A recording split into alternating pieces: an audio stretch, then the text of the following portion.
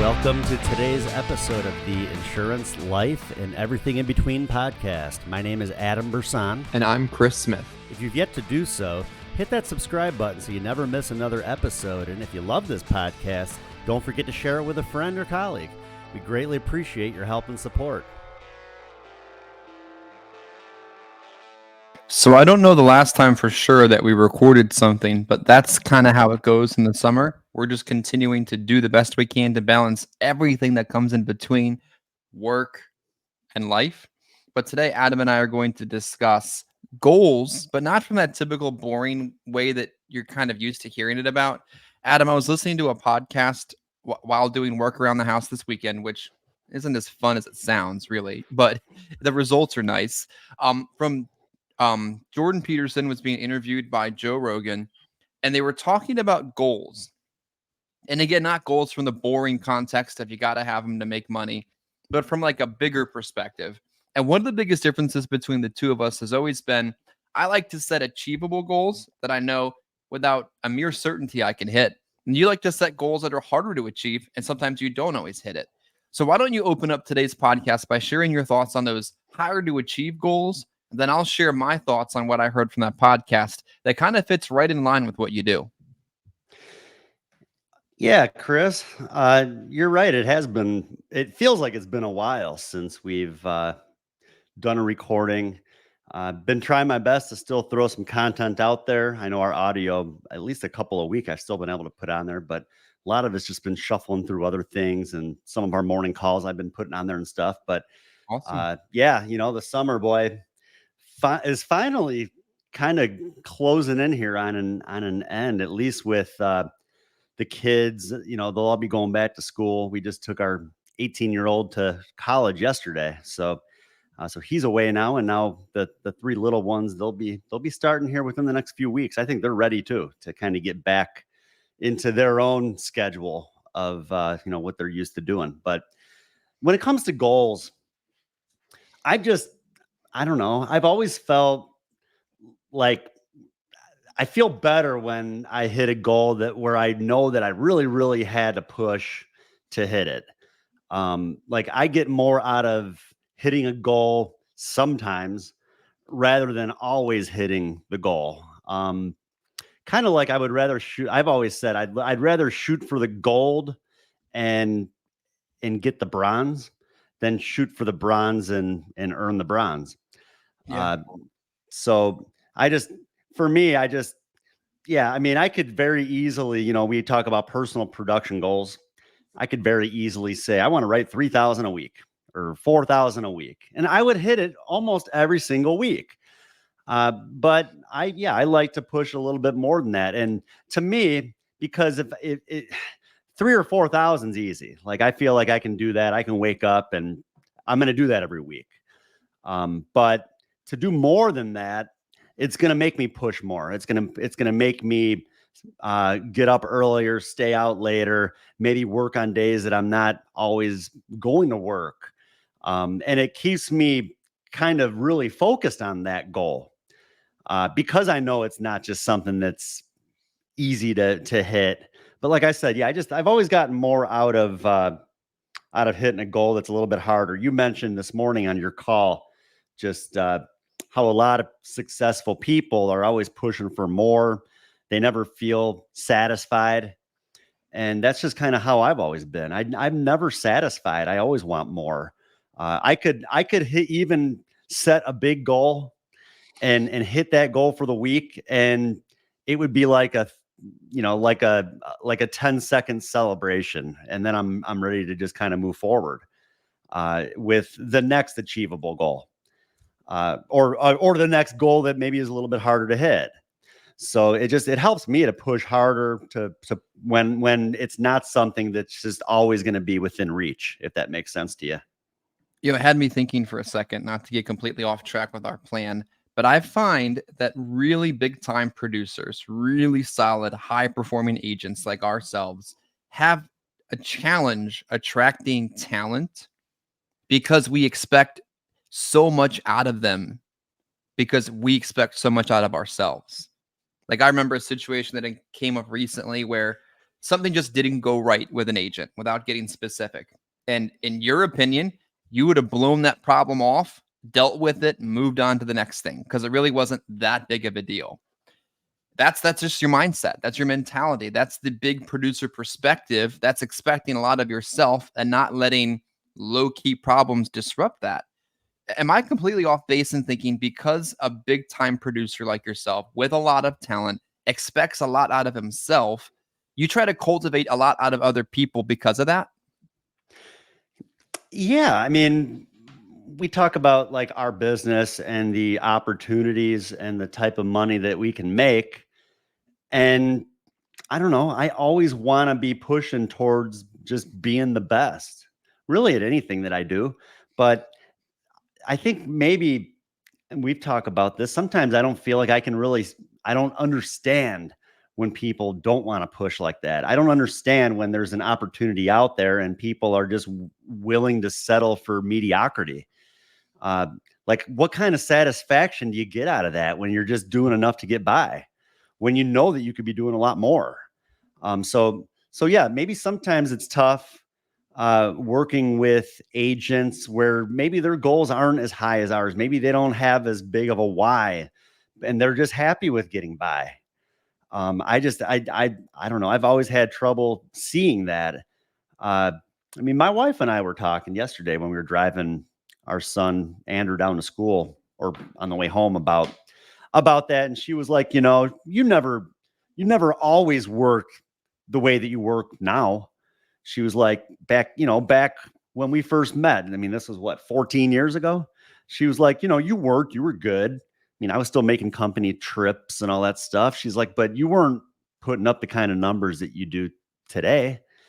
And, we kind of talked a little bit about that and about, what's different now. And yeah, now my why is a lot bigger. I have a lot more on my plate.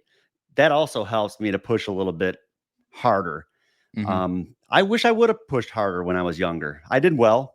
I wrote, like I said, I wrote a good enough amount of business to make carrier conventions and trips and stuff like that. But I wish I would have pushed harder when I was younger. And I think that's where, when I see other agents and I see what they're doing and how much business that they're doing, and I know they can be doing a lot more.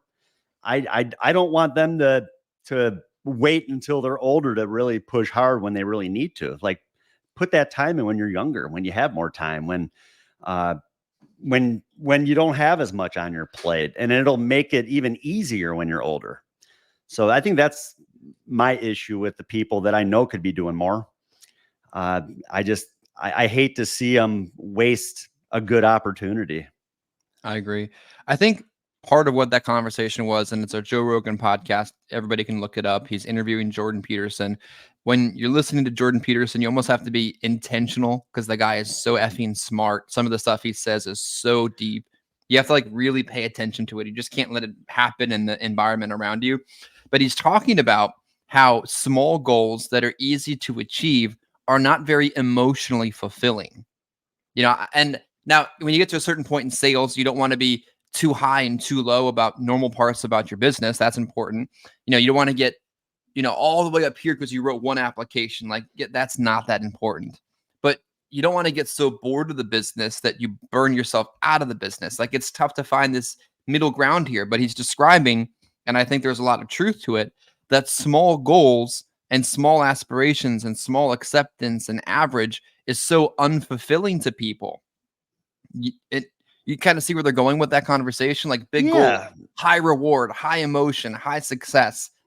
Average goals, man, I've got to write 1,200 this week.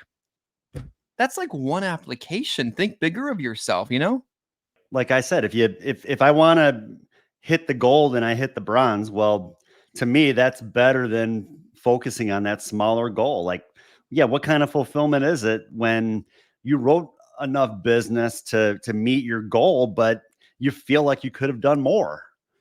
But I think my problem is I could hit that big goal and still feel like I probably could have done more. Yeah. So, but that's just, I don't know. That's just my mindset. I expect a lot out of myself, and I'm never satisfied. During our call this morning, one of our agents was on and he said something that deserves its own bumper sticker. It was so powerful. He said, you don't know your limit until you really find out what you can do. Like, I think a lot of times agents that are falling for this average mentality, this unemotionally fulfilling goals, they haven't really ever tested what their limits are. And I said in response to that, I've tested my limits in personal production before. It was 80 leads, 4 days in a city I've never been to with 30 plus appointments that returned 20,000 in final expense production. I've seen the limits. I know what I can do, and I know what it takes to replicate that if I ever needed to. Do you think a lot of agents are so stuck in that slow lane of business because they've never really tested what their true upside potential is? For sure. I think the problem is a lot of agents, they maybe they have a good week and they see a whole bunch of commissions coming in. And then it's like they're comfortable. They're happy. All this money came in and now they're good for a while until they spend all their money. They spend all their money and then they're kind of right back to point A Zero. of, yeah, willing to get back out there and do it again. And then same thing, rinse and repeat. They see the money coming in, then they're comfortable. It's like, you got to think bigger than that. Like that we talk about like mediocrity. That's mediocrity. That's not thinking big picture. I don't know. Like I said, I don't want to be doing well enough just to get by. Do you think when someone's testing the limits of what they can do, that develop tougher skin, they develop a bigger dedication to what they do, and when the typical things in business don't go exactly as planned, it doesn't affect them as much? Yeah, you got to keep going. When you have, well, not only even goals, when you just have obligations. I have things that need to be done, you know, not just bills, I have things that need to be done. I have money that needs to be made for certain things that gets bigger and bigger. I mean, the older my kids get, the more they're involved in. I don't want, I don't know. I mean, I don't want to have to tell my kids that they can't do something that they really want to do just because I can't pay for it. Like who wants to who wants to do that? Who wants to put their kids in that sort of situation? And that's where, I mean, I work as hard as I can to make sure that anything my kids want to be involved in, they're going to be able to be involved with. So, and like I said, it gets bigger and bigger. Now we got college tuition too. Just another, put it onto the tab. Just just more to put on there of what needs to get done every month. And again, setting those goals. Well, heck, that's just where you got to maybe break them down a little bit. Mm-hmm. And focus on how much you need to make, how much you want to make, and you got to focus on not just making enough to fulfill those obligations, enough to make sure that you have more than that. I mean, what if something really bad were to happen and you couldn't work for a while? Mm-hmm. Well, same thing. That would put your family in a pretty tough predicament. So, yeah, I don't know. I think people just need to think bigger, and maybe some people just need to have more obligations. They need to have more that they need to work towards. Mm-hmm. To me, that's what motivates me. Just like I said, knowing what I have to do, and it's either I go out and do it, or I look like a failure to my family. Yeah, I think sometimes people don't want to be that honest with themselves. Like we were talking about on the call this morning, not a lot of people don't want to go out and work on a Friday. And I'm speaking to the personal producer with, low, new to the business. They may not have a ton of override or none. They may not have any back end commissions, renewals, residuals, Medicare money. Like every app is what they're getting. And nobody wants to go out and work on a beautiful Friday afternoon, but it's having to do the things you don't want to do that gets you to the spot you're trying to get to. Short-term sacrifices leading to long-term results. I'm talking to an agent this afternoon about, just consistently purchasing leads. Nobody wants to do that. It's expensive, it's costly, and it takes months to receive the return from weeks of expenses.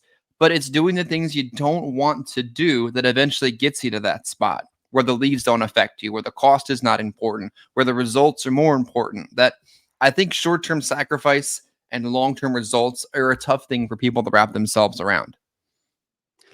Yeah, well, I mean, when I left my prior company, place of employment, I mean, I, yeah, I knew I had to get out there and really push hard to get ahead. The last year I was there, my income had gone down significantly. Production was down. Agents, they have other companies they can write business with. Like not everybody's just was focused on the one company in that. And companies just kind of go through different things. They change, and I mean, when I left, I knew I was taking a risk, but I knew I needed to get out there and do what I could to make money. And honestly, for a while, yeah. I mean, it was maybe a little bit of a struggle when it even came to buying leads and everything else, but you got to do what you got to do. And those that are willing to like sacrifice and figure out ways to make it work, figure out ways to fit a regular lead order into their budget every single week, it's going to be worth those sacrifices. Because in the end, I mean, now heck, I have leads coming in every week.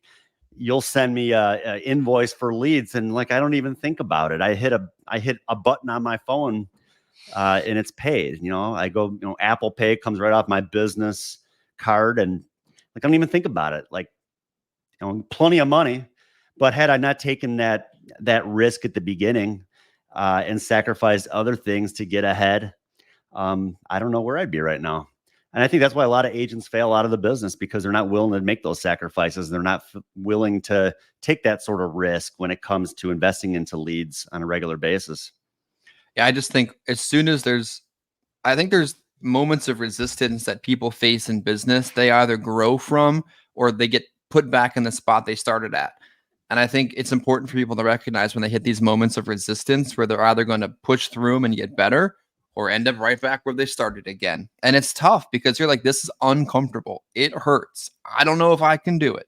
I'm losing money right now doing the thing, but I know the thing works and I just have to keep going to get to the next breakthrough moment. Like you're talking about investing money on leads, and it was very tough in the very beginning. I'm talking about investing money in a recruiting program. The thing is really expensive. It's really expensive. It is very expensive, but I know that it's going to lead us to the next spot of where we need to be. And if I just keep doing the thing, I'll look back and it won't cost money. It won't be expensive. It won't be important. It'll just be a requirement of every month.